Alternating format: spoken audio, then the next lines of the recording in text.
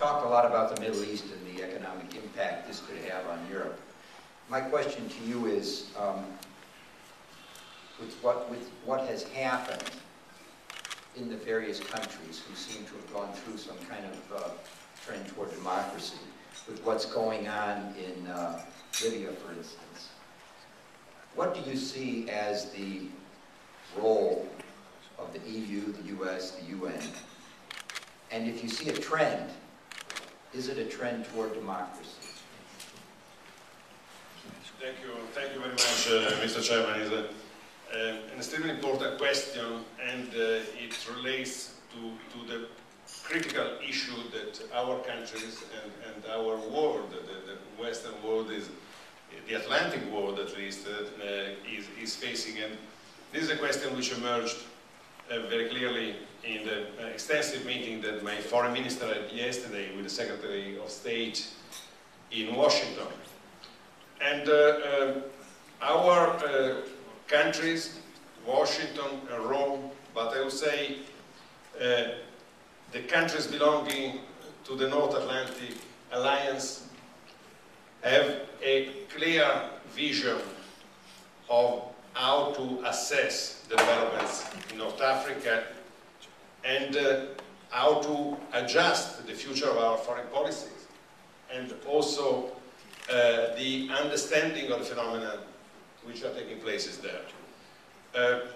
The transition from autocratic regimes, which were with different intensity of repression and violence vis-à-vis their own citizens, towards countries towards systems and institutions which are going to be based, in our expectation, on pluralism and respect of human rights and individual freedom, is not only an opportunity in today's world, but is a true necessity.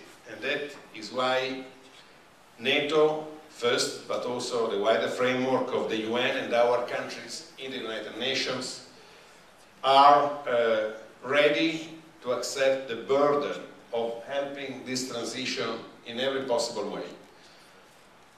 My government was insisting since the beginning of the crisis in Libya, which has been the latest one, but the most dangerous for even the survival of large population like in Benghazi, almost 1 million people, and people in Brega, Misrata, and other cities that the Gaddafi regime had threatened to literally destroy. My country was insisting that the multilateral intervention should have taken place within a political and legal multilateral framework. The political framework was moved by the decision of the Arab League, a multilateral framework by resolution 1973, after 1970, which was already the first resolution concerning Libya. And so the legal basis of this international action from the security point of view, from the military point of view, is very clear, very firm and uncontested. Because also the countries which there has been not one single country in the Security Council which has voted against, although there were 5 abstentions for reasons related to their own mostly national situation, interpretation of the United Nations Charter, but not one single country opposing, voting against.